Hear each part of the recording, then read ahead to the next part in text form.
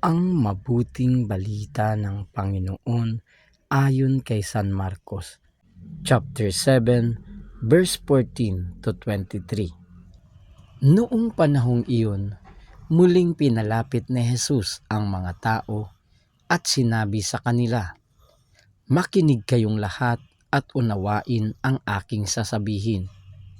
Hindi ang pumapasok sa bibig ng tao ang nakapagpaparumi sa kanya sa mata ng Diyos, kundi ang mga nagmumula sa Kanya. Ang may pandinig ay makinig."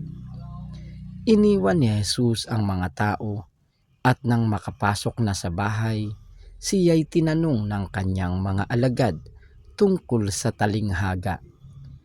"Kayo man ba'y wala ring pangunawa?" Tugon ni Jesus.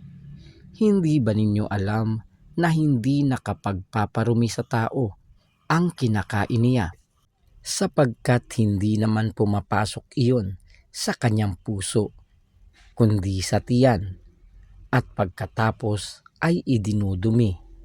Sa pagsasabi nito'y para nang ipinahayag ni Jesus na maaaring kanin ang lahat ng pagkain.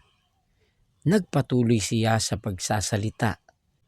Ang lumalabas mula sa tao ang nagpaparumi sa kanya sa mata ng Diyos, sapagkat sa loob ng puso ng tao nagmumula ang masasamang isipang nag-uudyok sa kanya na makiapid, magnakaw, pumatay, mangalunya, mag-imbot, at gumawa ng lahat ng kabuktutan, tulad ng pagdaraya, kahilayan, pagkainggit, paninirang puri, kapalaluan, at kahangalan.